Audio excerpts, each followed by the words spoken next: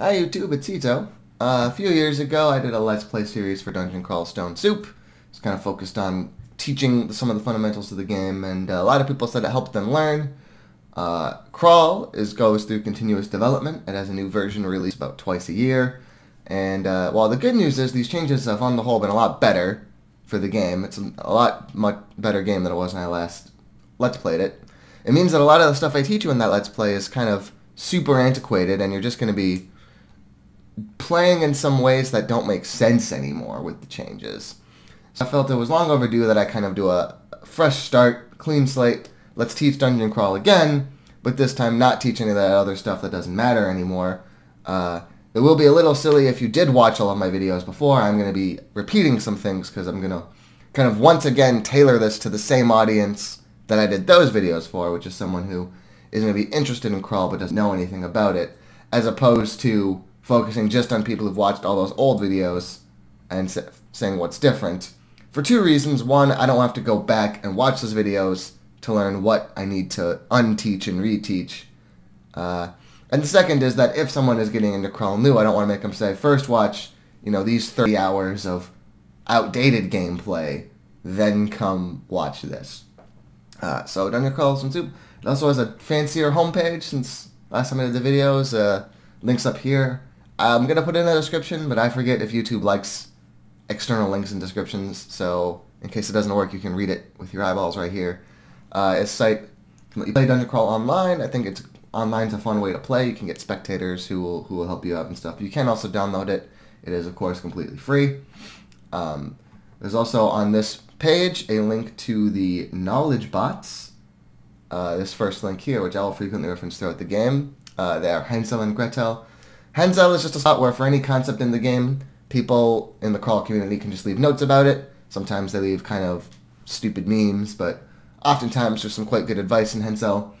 Gretel, you have to exactly give it the name of a monster in the game, but then, unlike Hansel, Gretel actually queries the source code itself, which is nice. So it's just kind of a nice way to look up some of these stats about a monster. And the intent is that all this is kind of viewable in the game itself. It's just that the game will show things in a bit friendlier of a way that maybe isn't quite as exact and precise. So you definitely shouldn't feel like the knowledge bots are cheating in Crawl. Crawl is designed to be a game where you have all this information at your disposal, not a game with secret monsters or anything like that. And then here is crawlacrazy.org. It's one of the many sites you can play online. It's the one I'm choosing to use for this video. And we're going to play 0.19, the newest stable release. Now a quick word about Trunk, because if you're watching my video, it obviously could be a very different time than what I'm playing. So as you get nearer and nearer to a release, Trunk often becomes the way I prefer to play. Because Trunk is basically, let's take the daily build of what Crawl looks like, compile it and ship it out. Which means sometimes there's going to be huge bugs, right? But since they put cool new stuff into every release, this is kind of the way you can play that stuff earlier. Now, as I'm playing this, it's only been a couple of weeks since 0.19 was dropped. I would prefer to have a stable version I can reference in the title of the video, because last video I did do Trunk, and you just kind of have to know it was, I think, somewhere between 13 and 14, or 14 and 15, I forget which. But now, I can just say I'm playing the 0.19 stable release. Technically, 19.1, the bug fix release is out. I don't know if this server's on 19.1. I have to assume so. So yeah, we're going to play some Dungeon Crawl. We're going to focus the camera down to make it exciting. So you get a lot of species and a lot of backgrounds to choose from.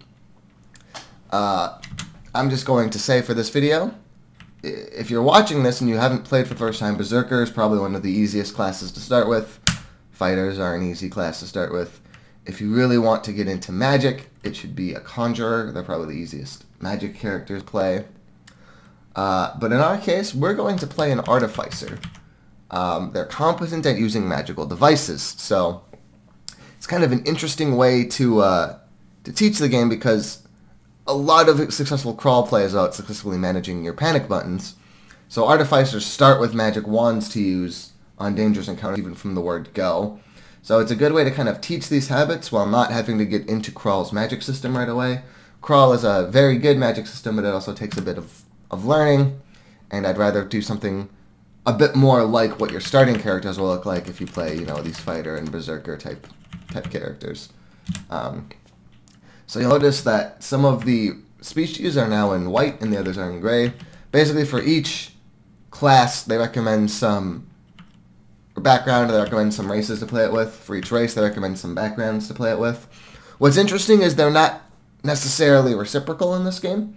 So the idea is that there are some races that are just not very good and some backgrounds that are not very good. Because this is a single-player game, it's fine to have sort of a spectrum of difficulty for players who want to challenge themselves. They don't all need to be balanced against each other. And so if you have a race that isn't very good, nonetheless, you still need to recommend some backgrounds for it, even if for that background you would never really want to pick that race, right? You can have some races that are never recommended for a background, but if you pick that race, it's going to recommend you some backgrounds. In this case, we're going to play a kobold, I think. And one thing I'm going to teach you, now the skill system I'm going to get into in a moment when we're in game and it's easier to explain, but if you hit this list aptitudes % key, I think to know is just they've got all the skills in the game here, all the aptitudes. A higher aptitude is better. I will explain the details behind that in game, but for now just know a higher aptitude is better. Evocations is pulling power out of magical devices. Now there are 2+3s, Deep Dwarves and Spriggans. I'm not going to play those because they're strong races, but they're very sort of tilted on a single axis. They're not very generalist, I guess. There is sort of, this is what you do with a Deep Dwarf, this is what you do with a Spriggan. Kobolds I find are a lot more general, and they're still a +2 evocation. So we're going to do a kobold. So just for now, the takeaway is pick things that have high aptitudes in the skills you like. But we're going to get into details. Bam! We're in the game. There's no cutscenes or annoying starting things. Now there's kind of a lot to take in, and the next 10 minutes or whatever are going to just be me slowly and painfully walking you around the starting screens. So first off, very first I'm going to teach you is question mark. Brings up this wonderful help menu, which also includes, if you hit N, their wonderful development philosophy, which I'm not going to take the time to do here, but I highly recommend everyone reads. But anyway, there's all sorts of helpful commands here. / is a great one because it lets you just look up something based on, you know, any feature, spell, or monster just to get more information about it. Kind of doing what these do in the game if you don't want to have them open. There's also the FAQ, which is, you know, just nice to answer some of these. But the biggest one I want to do is question mark, easiest to remember. Also, this gets you all the keys. So I'm going to say the first few times I use a hotkey, I'm going to try to say what it is. But if you ever feel like, how am I supposed to memorize all these? You're not. You have this to help you start learning. And you'd be surprised how quickly it kind of becomes muscle memory, and you won't need to reference this. But in the beginning, reference this as much as you need. Also, there's something called a quick start guide, which I'm not familiar with, so I'm actually going to quick. Okay. This is probably also good to read. I'm not going to read it on stream again, but now you know. Although, actually, maybe this video will be the quick start guide. Maybe they can replace that with a link to this video. We can hope. Okay, so now I'm going to hit Shift 5, and we're going to pull up my character sheet. You see there's all sorts of resistances I do not have. These pips will become pluses if I get these resistances or these otherwise intrinsics. I have 2 out of 10 pips of stealth, and no magic resist, and I've got equipped a short sword and leather armor. The game started me with those. The way the game works is races kind of have their starting stats. Your background modifies it, and your background gives you your starting equipment. Strength gives you a weapon. It kind of affects how much you can hit, and then probably the biggest thing is the heaviness of armor you can wear. Your intelligence is for spellcasting, and your dexterity affects your dodging and your weapon to hit. It's not everything they do, but it's kind of the rough idea. And then you've got your 3 defensive stats, your shield value only if you have a shield, we don't. Your armor class is kind of damage shaving when you get hit. Your EV is how likely you are to get hit. So 14 EV is alright for the early game. We're decently good at dodging things. If we get hit, we're getting hit hard. We only have 3 armor class, with this leather armor. Another thing you can do is you can get the I key for inventory. You see we've got the short sword and leather armor we have equipped. You have 52 inventory slots, and that does count things you have equipped. There used to be item weight in the game. That's one of the biggest reasons I wanted to do this video, because in my old videos, I did struggle with item weight. Now there isn't item weight, it's just you only have the 52 slots to carry things around. We have one meat ration. Not starving to death, as we're going to learn, is an important part of crawl, so you only start with one ration, and you gotta be careful. And we have wands! This is why you play an artificer. You get to start with a wand of flame, enslavement, and random effects. Now, I could just tell you what they do because I know them, but I can also hit the keys and pull them up. And, of course, this is the same way we could have typed it in here to get these. And this is actually outdated because there's no longer a wand of frost or a wand of fire in the game. So that's a peril of using the knowledge bots, is people might not keep them up to date.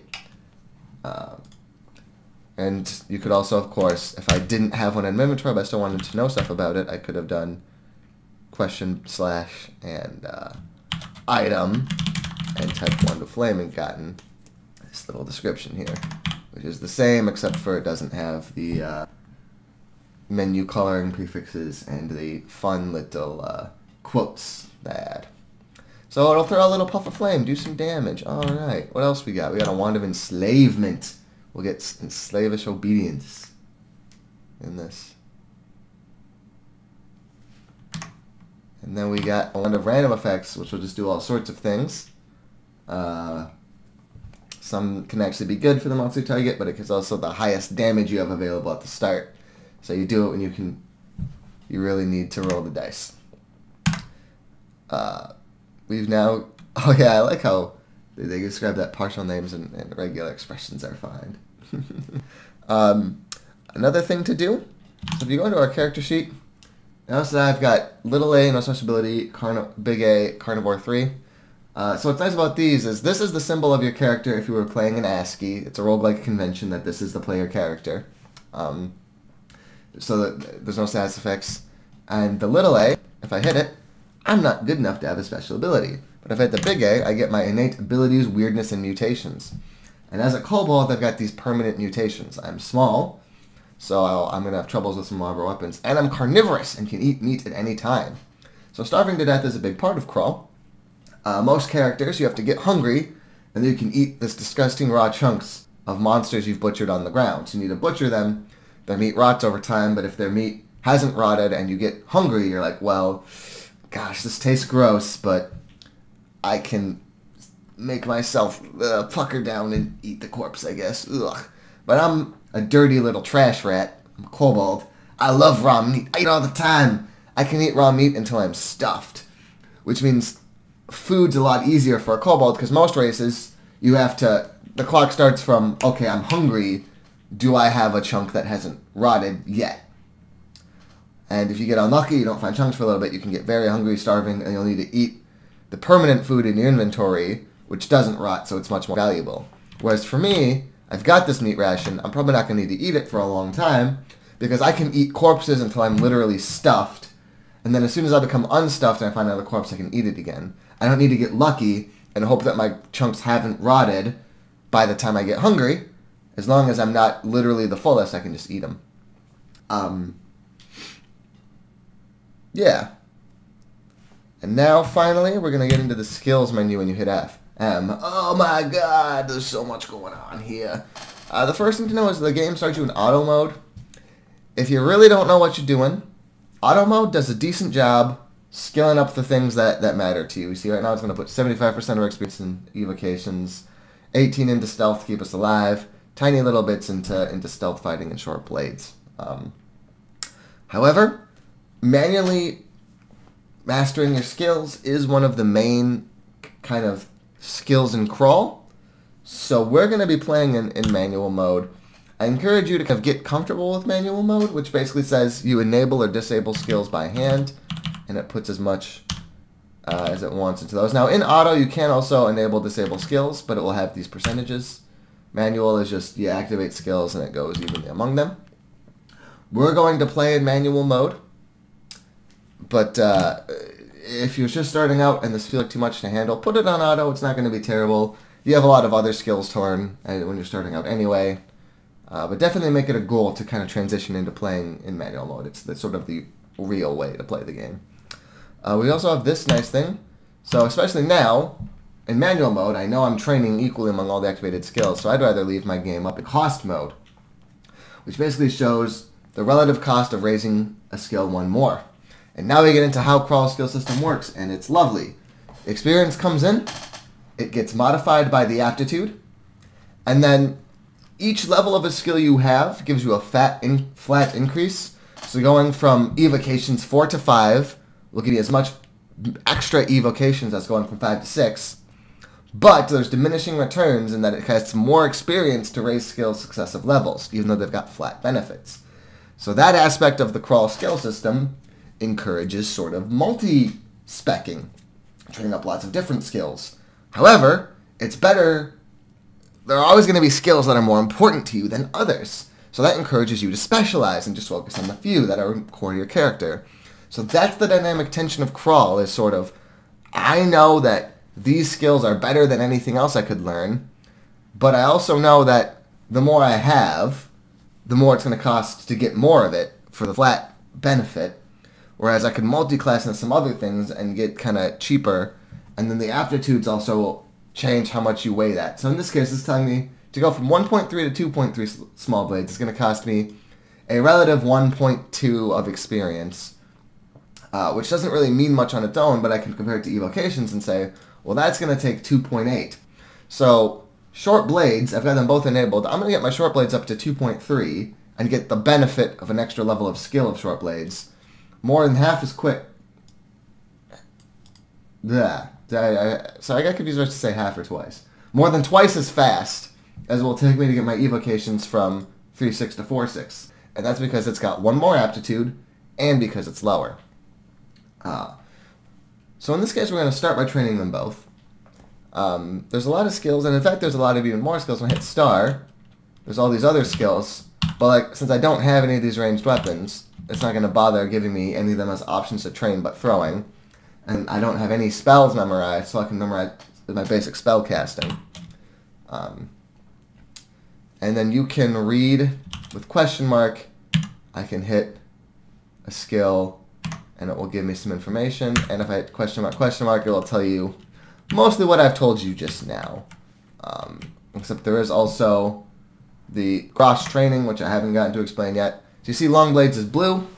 So basically half of the experience I've put into short blades will also put itself into long blades because they're related skills. Now you notice that it's not half the value, and that's because it's the raw experience that went in, but I've got a +3 aptitude in short blades and a -2 in long blades, which is a huge swing.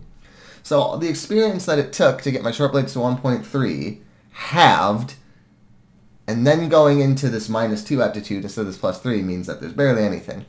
But it just means that as I train my short blades, if I find a really good long blade and I equip it, I won't be kind of starting from 0. I'll get some of that short blade experience in. So what do you train?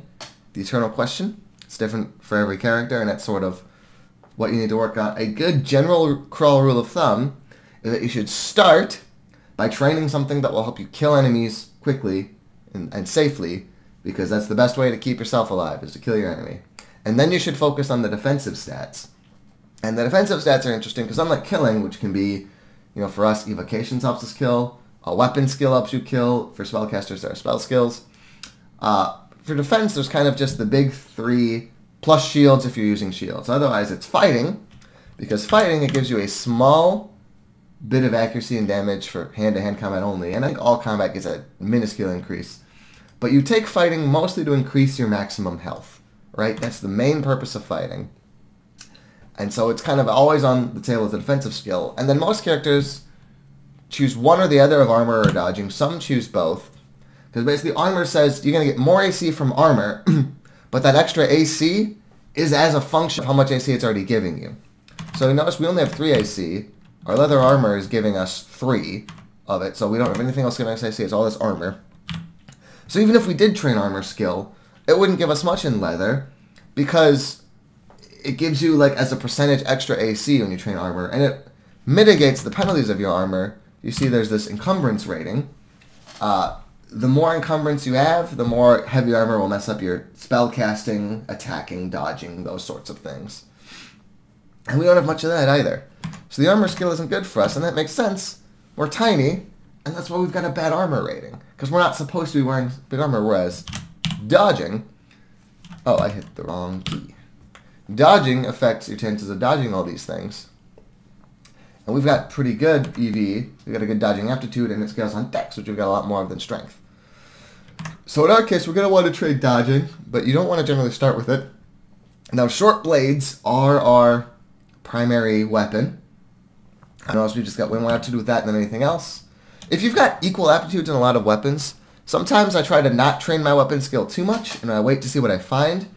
Because let's say I was equally good at axes and maces and flails as a fighter. The game often will ask you in those situations. Like as an evoker, I just kind of got a short blade. But if you're a fighter, you'll get to pick, do I want a broad axe or a flail or whatever. Or not a broad axe, a war axe.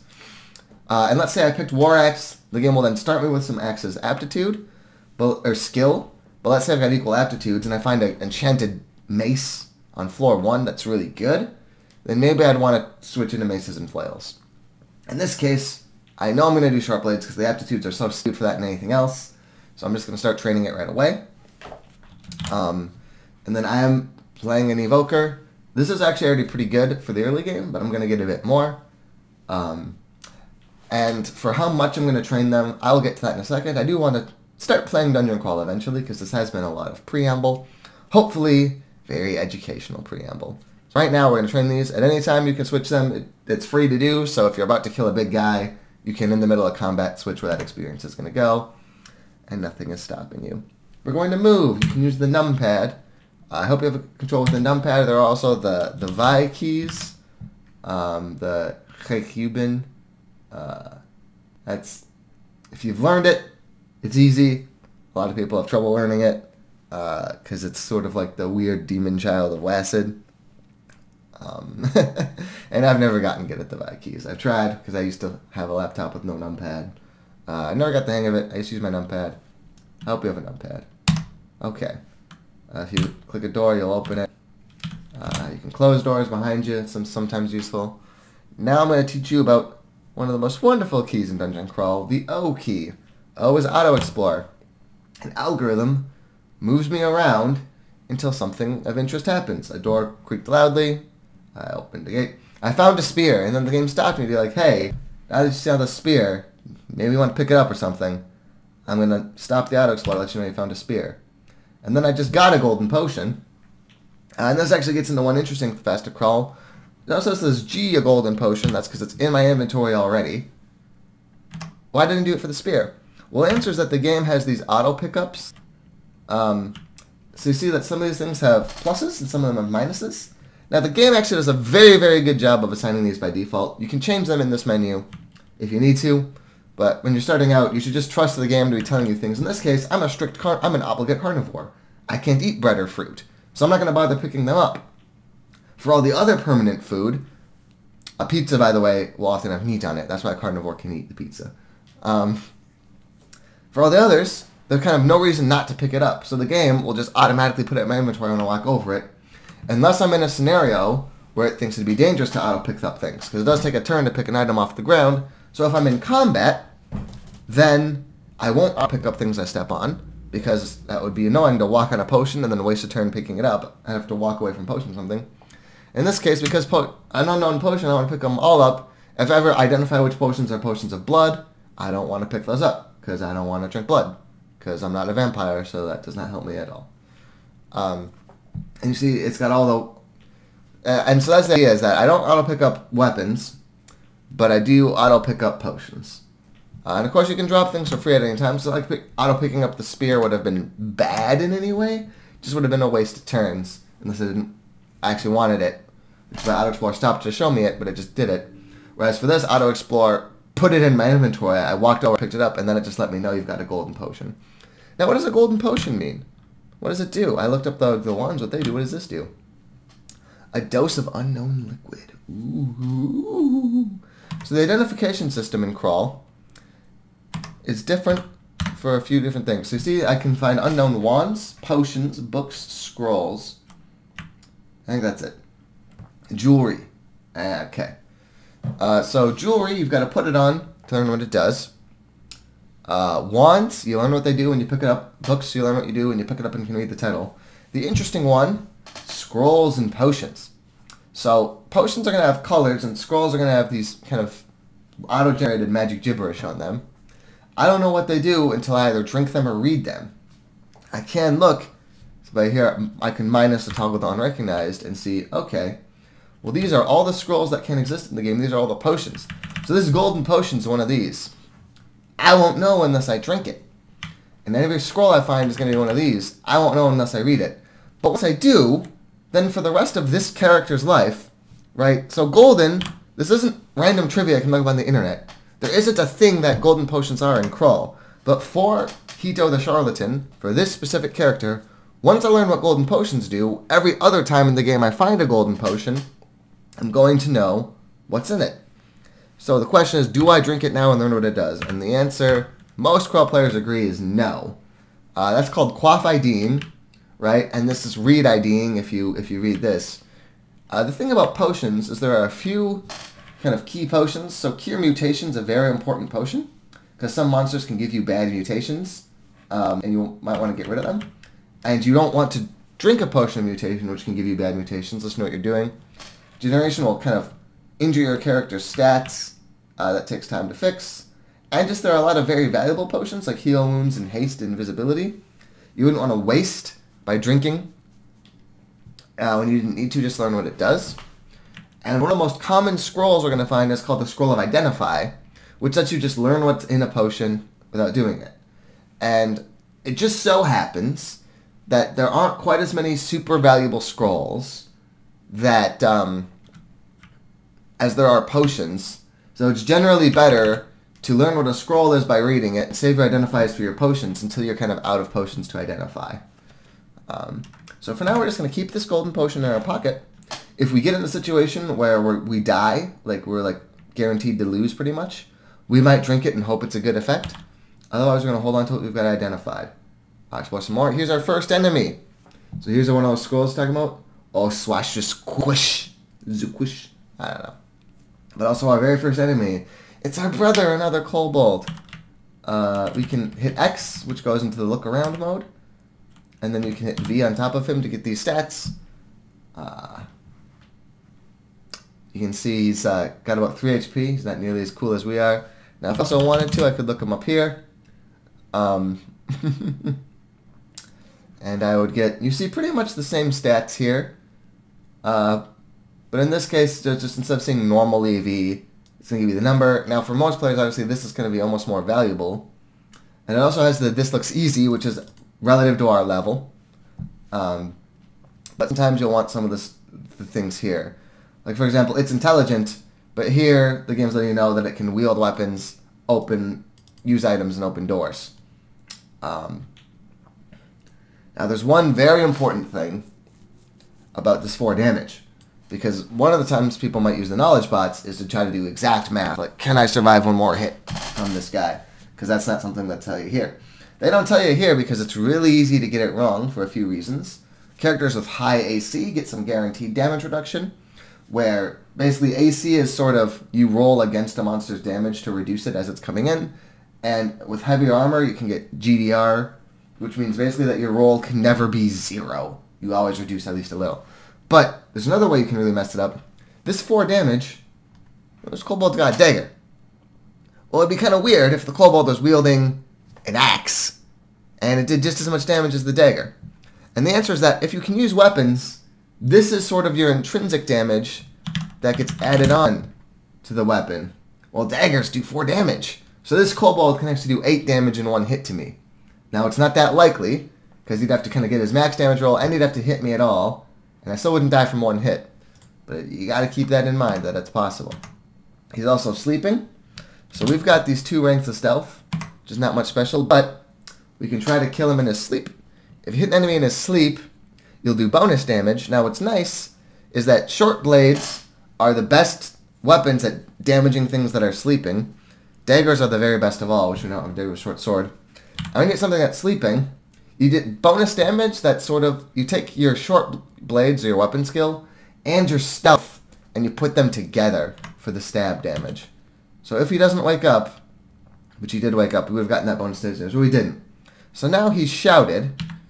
We don't know who's in the darkness behind him, so we're going to walk backwards here. Then we're going to hit the period key to just let him walk into us. And then to fight, just walk into them. There's also the tab key, which auto-fights until you get below a certain health threshold. Auto-fight can be kind of nice because, let's say I kill the kobold, but I was just mashing the 9 key in this case to walk into him.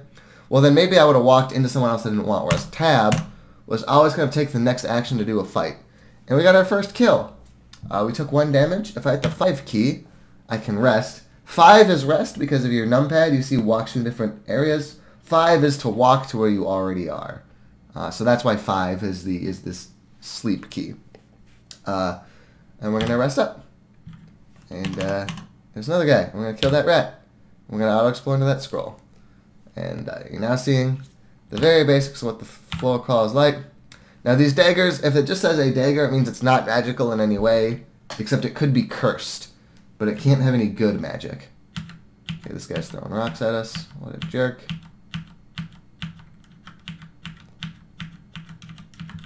You don't technically need to kite back all this way, but I kind of want to start by showing off. Also, we have a corpse, but it's inedible. Because he's toxic, because he eats garbage like I eat. There we go, there's our first corpse. One thing that's worth knowing, actually I'm going to even cut the game for this. Shift S, save and exit, capital Y is yes. Your release candidate are your custom settings for the game. This is not actually relevant anymore, that was the tournament. But I added auto butcher equals true. I think most people should add it. I think they might actually make it a default in the game soon. If you add auto butcher equals true, then basically butchering corpses is an important part of the game. But this corpse has that green box that shows you auto pick it up. And if I auto explore, I'm going to walk over the corpse, butcher it, get the chunk of flesh, and then because I'm able to eat the chunk of flesh, in this case because I'm a carnivore, I'm going to eat it immediately. Normally you have to hit the C key to butcher, you get the chunk, you hit E to eat, you hit E again to confirm you want to eat a chunk in your inventory. Actually, I guess you do always auto eat when you explore now, but the auto butcher, it's kind of a why not situation for me, so I turn it on. I think it's nice. So now we're going to kill enemies, then auto explore and just kind of become fuller because all this eating is going to happen behind the scenes. Stones. Oh, we got 2 enemies, a kobold and a hobgoblin. So in this case, we don't want to fight them both at once. We're going to walk backwards. He should be fine. I want to get those stones so I can start throwing those stones in the situation I'm just waiting. Oh, the hobgoblin didn't even notice us. So hobgoblins are a little stronger. So I'm not going to use it necessarily. I want to show off one thing. If I fire the wand of flame or random effects, it'll just hit it. But if I do enslavement, I'm going to see its chance to defeat its magic resistance. So this is why I want to train evocations. Because not only will it make the damage a bit better from those wands, but this will become higher, and that's really important. Text one. So in this case, if I enslaved, I'd have a 71% chance to enslave him, which is pretty dang good. Now in this case, I'm at full health. I'm just going to walk backwards, and let him walk into me, and I'm going to hit level 2. I got 4 HP. Awesome. Sometimes races have special things that happen when they level up. All races have their different stats that get upgraded as they level, and then every 3 levels you get to pick 1 stat to raise by 1. Okay. Am I going to finally get my first... Yes, I'm going to get a stab off. Bam! I puncture the rat because it failed to defend itself and I killed it in 1 hit. I also killed that awake rat in 1 hit, so, you know, let's not get too excited, everybody. But, there you go. Oh, this is a good example. So you see, as I was going to auto-explore onto this pink potion and pick it up, in that same turn I saw a dart slug, so the game didn't have me auto-pick it up. So this dart slug hasn't noticed me, which means I'm going to get it's called a distraction stab. It's basically a weaker stab than one on someone who's sleeping. And in this case, I can miss. You can also miss with it, which you can't miss with a true stab. But hey, I got 4 evocations. One thing I want to talk about is when do you stop training? Because for a lot of it, it's just feeling out. when is it that even though evocations is good, when is this extra cost, this 3.5, which is the highest of any skill I could train right now, when is that going to be more prohibitive than the fact that Evo is good? And for that, part of it is just kind of targeting a lot of NAs with my Hex Wand, even though I'm not going to fire it, just to start getting sort of a good gut sense of how much evocations I'm going to want. For weapons, there's sort of a magical breakpoint. The Crawl devs have publicly stated they're not really happy that there's this mechanic, but there's not really a better way around it that they can see right now. There's this thing called minimum attack delay. So one reason you improve yourself with a weapon is that every 0.2, or every 2 ranks that you get in a weapon skill, it takes 0.1 turns fewer to attack with. So right now, my weapon has 1.1 base attack delay, which means it takes 1.1 turns to swing my weapon. But since I've got 2, I can swing it once a turn. And it's telling me that that's going to work up until skill level 12. Once I get skill level 12, it's going to take 0.5 to swing with it. It's not going to be able to get any faster. Well, that's sort of an inflection point in the value of skilling, because skilling always kind of improves your damage with that weapon a bit. Or is it your accuracy? I forget, honestly. You know what? I'm going to quick check, because I don't remember. It's the accuracy and damage, right, but by very little. This is little. This is the main reason to improve the weapons, which means you hit this inflection point where once you hit min delay with the weapon you're using, you don't want to bother anymore. So we certainly want to train no more than min delay. Now, because we're an evoker, we might not even get all the way to min delay with this. If we were a fighter, and fighters shouldn't always train to min delay right away, but in this case, since 12 has been delayed, because it's such a fast weapon already, I would often, if I was, for whatever reason, a fighter with short blades, which you often don't do, because short blades are kind of for stabbing and for people who are not relying on their weapons to do all their work. They have the other out, like evocations. You pick it because it's got a lower skill investment. But you certainly want to keep min delay in mind anyway. So in our case, we're going to go maybe not all the way to min delay, certainly not past it, but at least closer to it, because you get that training. And then you still eventually should train your weapon skill after min delay, but it just becomes a lot less important because of that inflection point, and then you'll focus a lot more on other skills. So that's how long we're going to train short blades to, maybe we'll go all the way to level 12 with +3 aptitude. It's going to be pretty quick. And then Evo, we're probably going to get to 5 or 6, and then start focusing on some of our defensive stats as well. Because that should still be enough to get us out of trouble. Even 4 evocations is kind of enough, but since we started with so much, I can kind of train a bit more without feeling too bad. The staircase down, and we got another meat ration. Awesome. So the staircase down, generally there's going to be 3 staircases up and down each floor. In this case, since we're on the first floor, there's only 1 staircase up. Now, generally you want to explore the whole level before you go down. There's a few reasons for that. The biggest one is just when you go down a staircase the first time, the enemies don't get to take a turn right away. So when you go down the stairs, you kind of always get the privilege of acting first, for the first staircase on a level only. So you want to kind of be ready for that floor. So you want to get the most of experience on this floor. Basically, the way Crawl does it is rather than let you grind infinitely, you have limited food, and you'll kill all the monsters on the floor. And if you hang around too long on a floor, the monsters that do wander up will tend to be stronger than average and be more likely to just kill you outright. They're called out-of-depth monsters.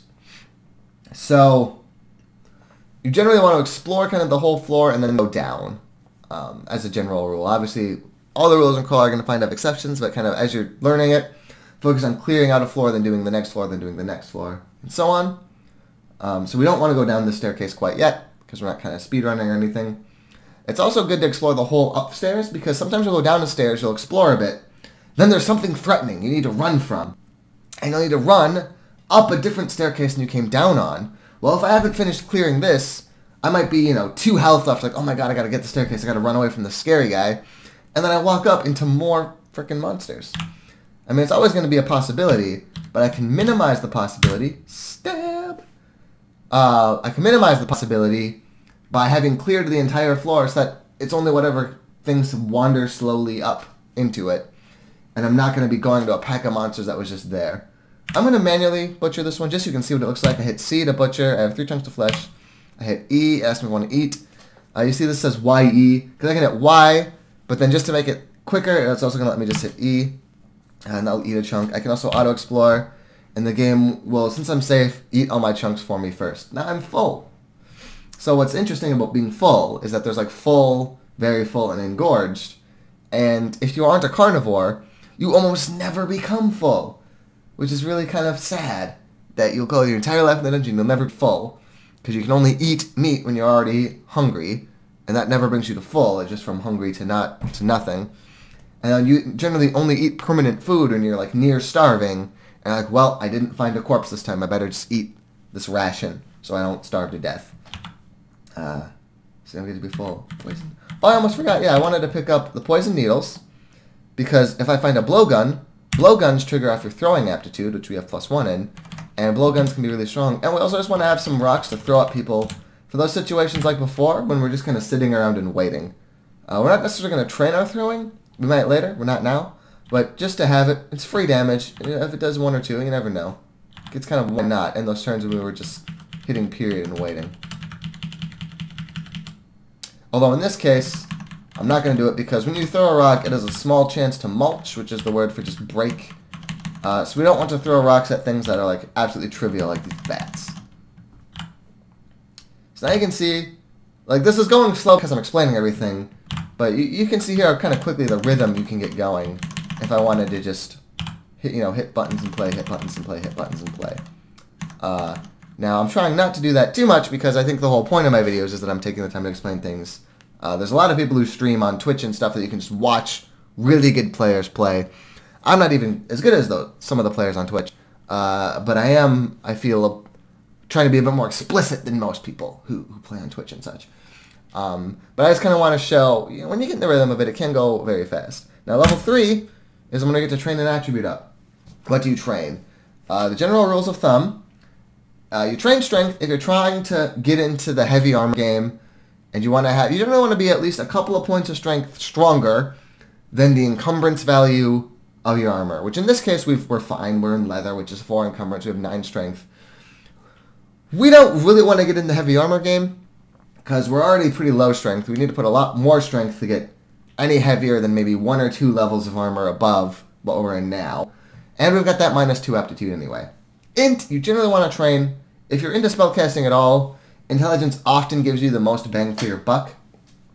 But dexterity will give you, basically, in the same way that armor skill kind of takes your armor and the AC value you're wearing and multiplies it a bit, dexterity sort of interplays with your dodging to give you evasion value. Your evasion value is sort of a function of both your dexterity and your dodging.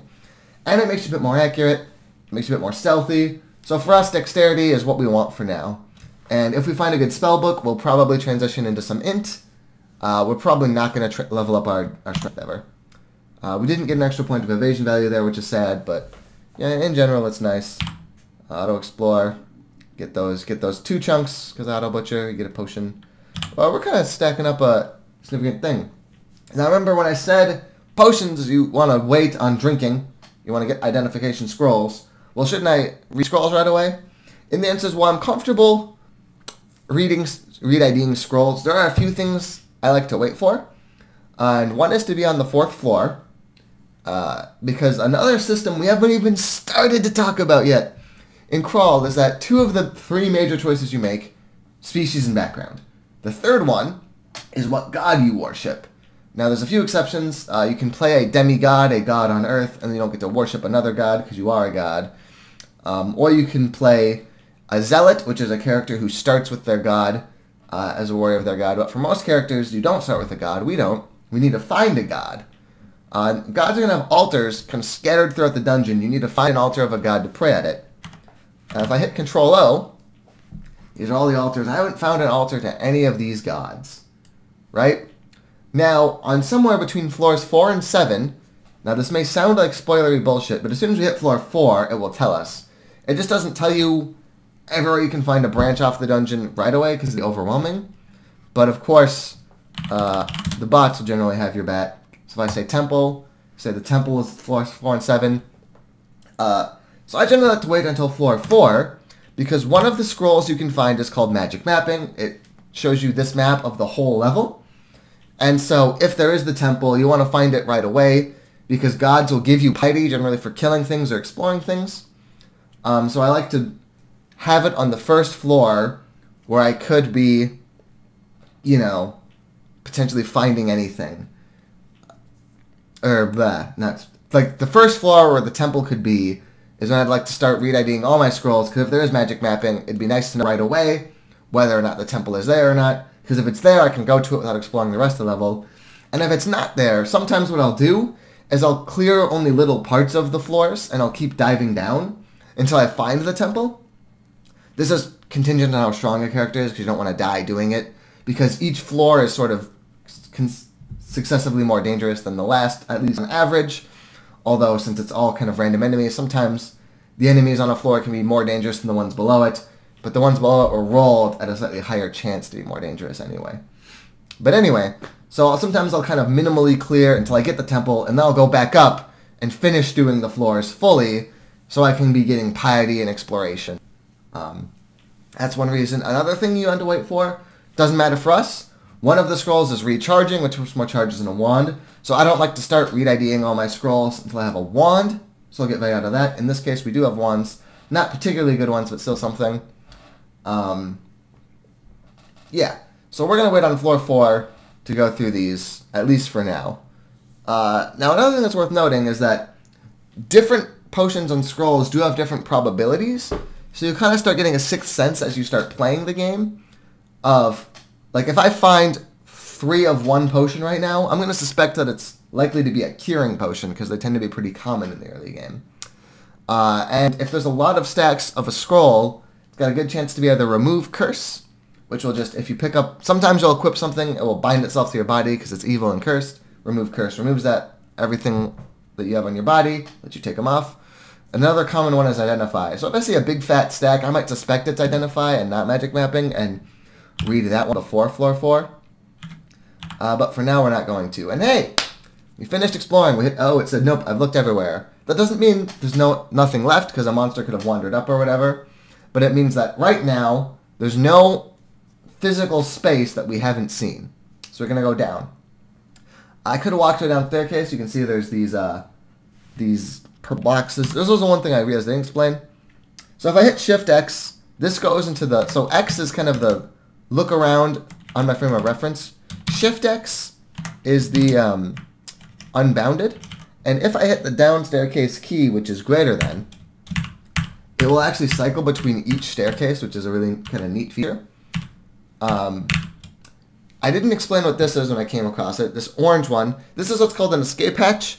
Basically, it's a down staircase that doesn't actually link to an up staircase. It just drops you on a point in the ground. You don't want to use a hatch if you can help it, because it is dangerous. Because if I go down a staircase and there's a bunch of scary-ass monsters, I'm going to run up the stairs and try something else. If I go down this and there's a bunch of scary-ass monsters, I'm out of luck. So you generally only use these if you're in danger. So if I'm being chased by a scary-ass monster on this floor, and I can't get to here, let's say I'm in this hallway, there's a scary-ass monster here, there's a scary-ass monster here, I'll be like, well, even though I haven't explored the second floor, on average, it's not going to be as bad as this situation. I'm going to go down the hatch. We're not going to go down the hatch, because we're safe. Why would we? So you can just pick one of these staircases by cycling between them in this mode. It does work for up staircases as well, but in this case, I would lose the game. Because your goal is to get the Orb of Zot and leave the dungeon. We don't have the Orb of Zot, so leaving the dungeon just means we lose. An interesting thing, too, is when I hit Enter, I'll auto-travel there. But it does it using the same rules that Auto Explorer uses, right? So if I see something interesting or something happens to me, it will stop me from the travel. And if that's the case, then I can just hit Shift X again and hit Enter again to go to that location. Oh, sorry, Shift G is a travel function. So I can also use Shift G, which lets you just go to a specific, and I could say D2, and then it would also just put me automatically down a staircase. That's not an option. I like to do it this way as a reminder to myself. Let's say I've got a buff or something to cast. It's kind of nice to travel to the staircase and then go down it manually. In this case, There's nothing dangerous here. We got our free turn. Excellent. Oh, here we go. Sigmund the Dreaded. You may recognize him because he was up when we first opened the bots. It's because he's kind of a legendary killer of players. College wants you to die. Why is he so dangerous? Well, he's got 3d5 throw flame. I've got 20 health.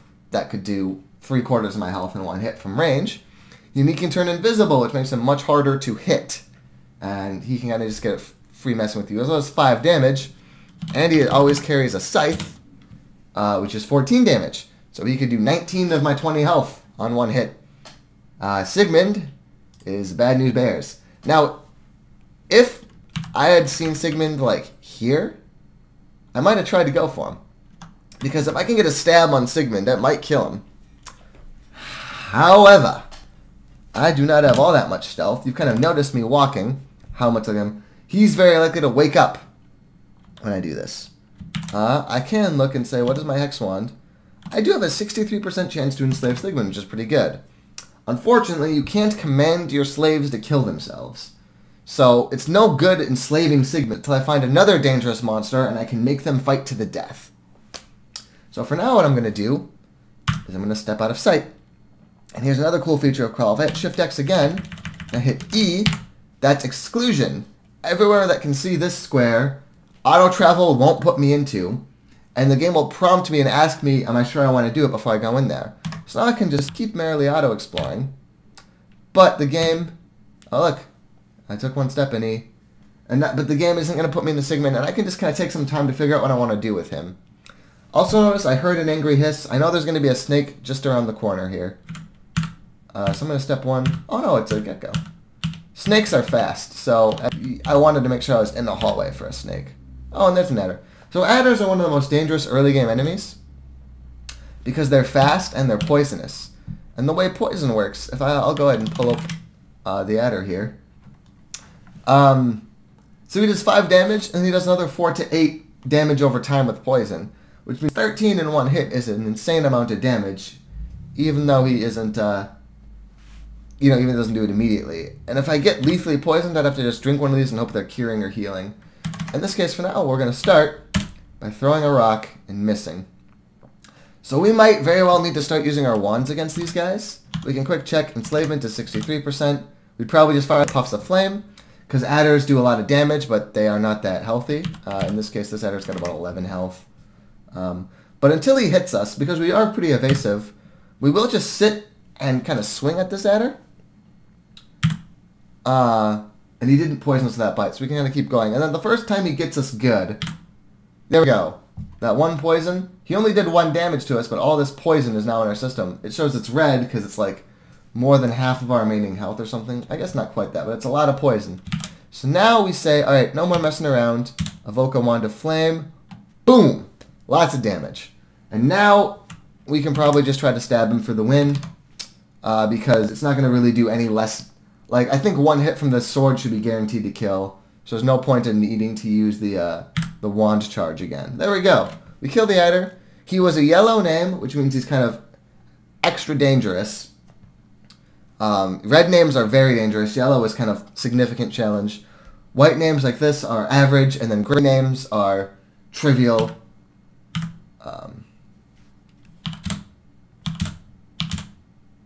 The problem with the bat is the bats are fast, so what you can't see there, you have to check the log. The bat was actually walking up, hitting us, and walking back in those turns. So that's one problem with Crawl, is just because the way it's kind of displayed, you can't actually tell when the really fast monsters are doing that. There we go. We're going to manually butcher this corpse because we don't want to auto-explore. Because we want to hide around this corner and hit 5 and rest up. There we go. So that's why I wanted to play an Evoker, to show those situations we need to stop and say, I gotta use this Wand of Flame.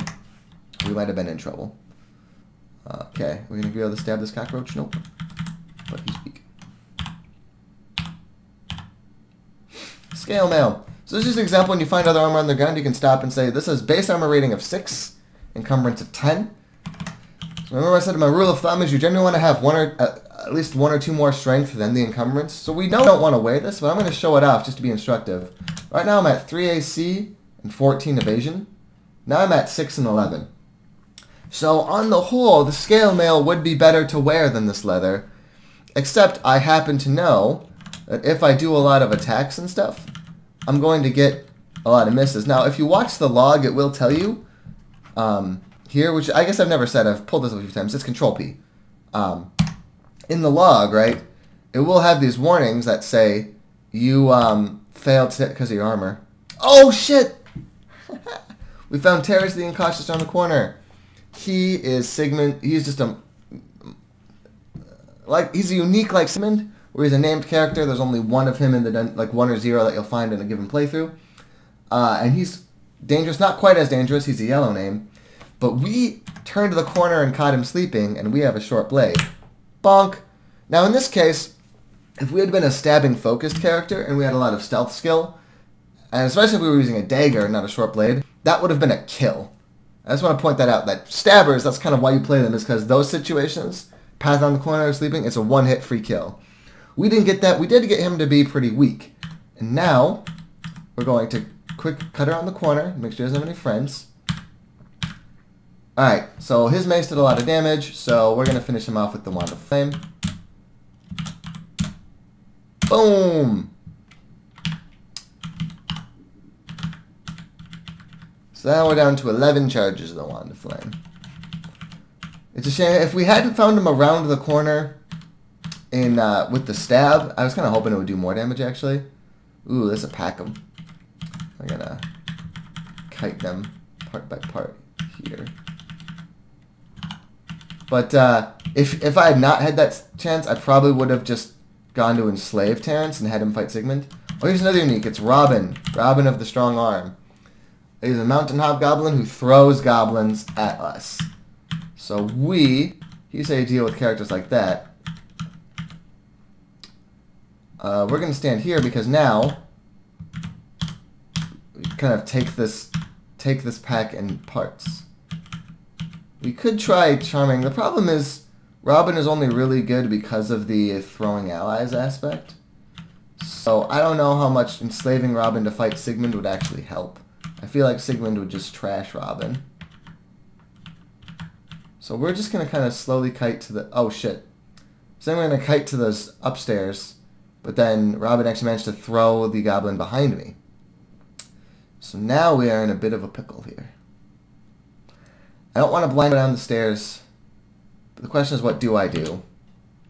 So maybe I do just enslave Robin here.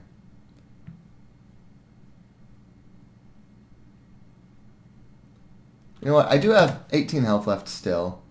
So why don't I just try to kite into this hallway where there's only one of them at a time?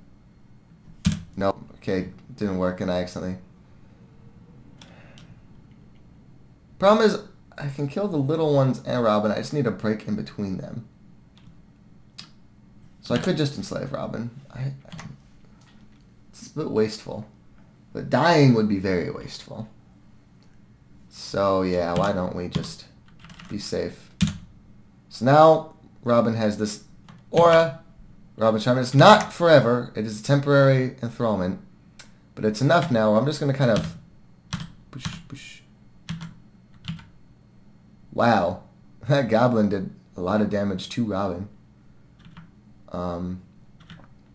So one interesting thing is that monsters... You can't summon a thing to trash something off screen.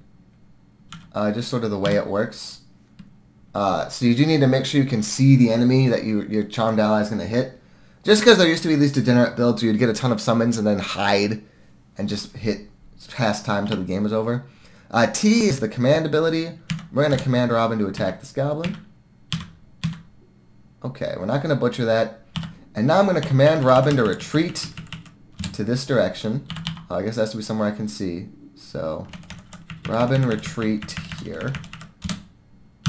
And then we're going to close this door and go up the stairs. Because then Robin's going to leave our thrall, but it kind of won't matter because she'll have already run that way. And now we are going to sleep here. I'd actually want to just go back. I think we can take Robin on at full health with no other goblins. Why don't we just get it done? Robin's probably healed back to full. Also, this means I can eat this corpse. Didn't finish routing in time. We're also going to grab this hunting sling. Um, actually, we won't bother. It can be nice to... It whips stones better than just throwing them, but it takes time to equip and unequip. Since we got a better throwing aptitude anyway, if I was going to train anything, it wouldn't be the slings. So now we're going to walk. You see there's all these afterimages reminding us that last time I was here, I saw a goblin. And so we know Robin is kind of in the area, so rather than auto-explore for now, we're going to walk a bit more deliberately and just try to catch out Robin and just isolate Robin before it's Robin plus anything else, right? Because we can probably take Robin in a straight 1v1. It was taking all that chip damage from those goblins being thrown at us that made Robin such a dicey proposition to begin with. So we're gonna nice and slow wander a boot. Alright, now I guess just switch out exploring. Because now we're gonna do the same things in this area that Alex would be doing. Let's see if we can catch this adder sleeping. It helps. So you notice what I did there? If you break line of sight, it can be kind of nice for stealth because they won't kind of wake up if they can't even see you. So you want to take as few steps while they can see you as possible. So now we're not going to try to kite backwards because the adder's faster than us. We would just take free hits. We're going to do the same thing as before. We're going to fight them until things get a bit dicey, which for right now, at 17 of 25, any other hit, aside from like a 1 damage, no poison chip, means we switch to the poison or the flame wand. But hey, we set our limits and we got lucky, and we didn't need to waste any. First ring, woo! Jewelry, you pretty much want to always wear ID. There are some exceptions with artifacts, but for ones with the blue names like this, just put it on. Unless there's a few that can do bad things. If you've got no remove curse, it can be a problem. But even then, because we don't know if we have remove curse, the games are so good for putting on jewelry right away, and the losses are so minimal. It's like random teleportation or extra noise or weaker slaying until you find a remove curse. I generally don't mind. And I've got a ring of protection from fire. So now if fire hits us, it's going to do reduced damage. Which is nice. Especially because, hey, Sigmund. Almost got him sleeping. We have a better thing against Sigmund now, because if he does his puff of flame, we're going to do... I wonder if it's going to say here what the exact...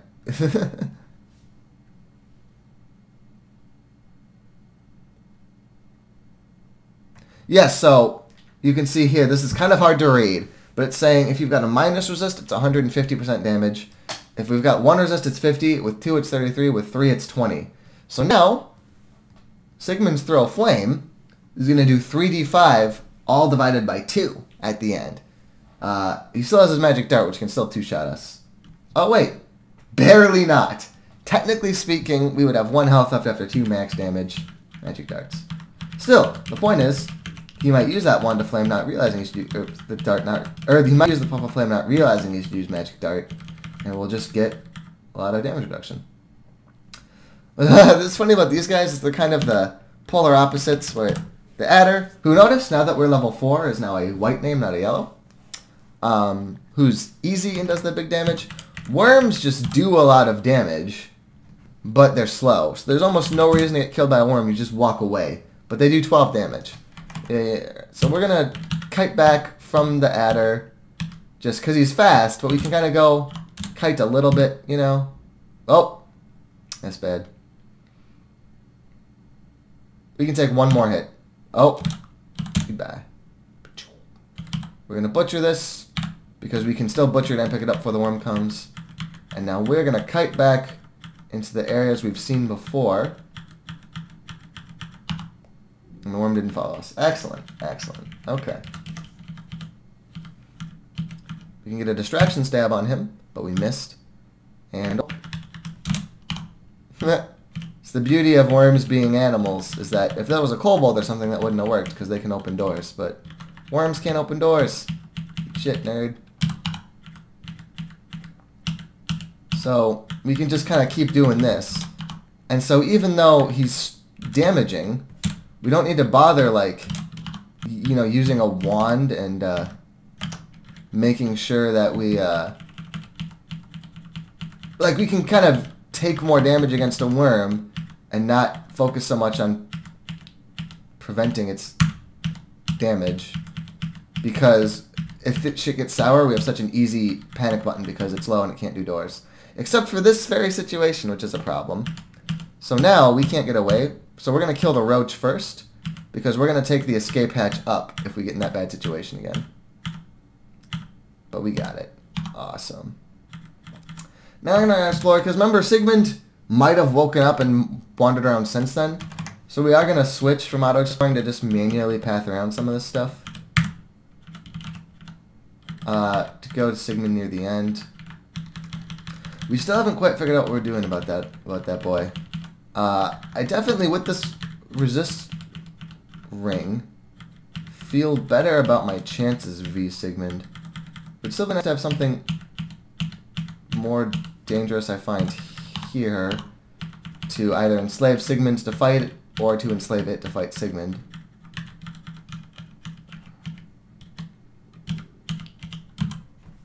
Fighting makes noise, so we have to be careful to try to not wake Sigmund up. Oh wait, whoop! I'm stupid.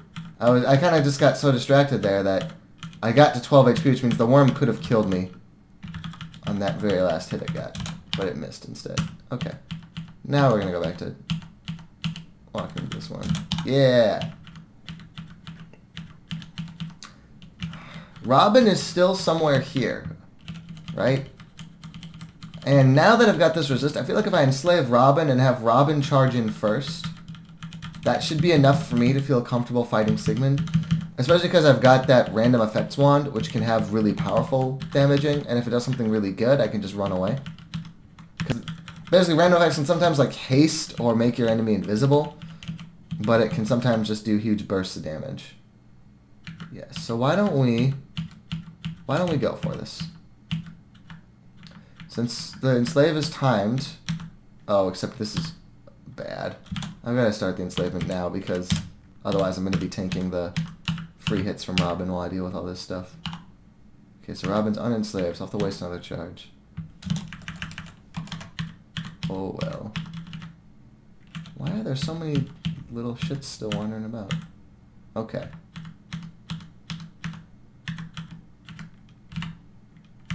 Alright, so that guy, he got this battle fury from Robin, so he's unusually strong. So we're going to bring him up this staircase. Now, they get a free swing on you when you go up the stairs, but in this case, even the enraged hobgoblin isn't an existential threat to me. It just means I would have been way too weak to fight them. Oftentimes, when you go up a staircase, you don't want to go up the one, or down the one you just came up, because the enemies are going to be down there. In this case, though, that's kind of what I'm here for, is I'm here to say, alright, Robin. Bum, bum, bum, bum. So this, you can't just say walk in the travel excluded area. I'm just going to remove the exclusion because it's kind of visually jarring. Dun, dun, dun, dun, dun, dun, dun, dun, dun. Let's pop a random effects. Boom! We could use him. And we've got Robin. We're probably good now. Especially because I get distraction stabs with my short blade. Problem is Robin's actually getting in my way here. Awesome! So Sigmund...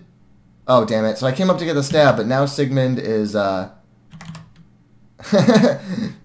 unusually strong, which means he must have drank a might potion somewhere in here. Yeah. The good news is here, it saves my identify scroll, because now if I... Yeah, so I have might. And someone drank Kiri and I missed it at some point. So I got those identified for free because I watched him have a potion of some color. He drank it and he got stronger. So that's the good news. The bad news is I walked up to get the distraction stab on Sigmund, and he unconfused himself, and I missed it when I walked up. So I should have walked back and used a wand, because now that I don't have that good stab, I want to just not take chances. Now we're not going to use random effects because he's almost dead, and if we make him really strong, we have to reset the fight, we lose all this damage. We just want to use Flame. Boom! Sigmund's worth a lot of experience. That's a good reason to kill him. Well, and just as good to kill him because...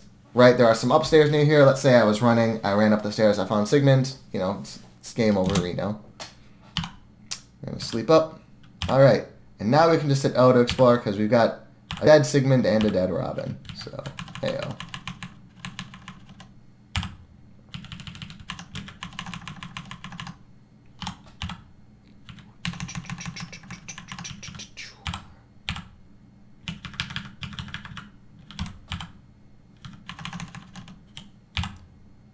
Okay. And I think that's a good place to kill the video. We've got the first 2 floors. We're experience level 6. We've got some lessons under our belt. Hopefully we can get more into gods next time as we start finding altars. Check our skills out. You know what, actually? I am going to turn off my evocations at 6. We're going to just focus on the short blades. You got enough evocations to handle these big scary scenarios, the Sigmunds and all. By leveling our short blades, we'll just make it quicker to clean up the popcorn monsters. So in those situations, like with the adders where we had to use the Wand of Flame, by turning short blades now we can make it so we don't need charges for those situations, because we'll just win those, and we'll have the charges available for the big scary guys. Thanks for watching, and I'll see you guys on floor 3 on episode 2.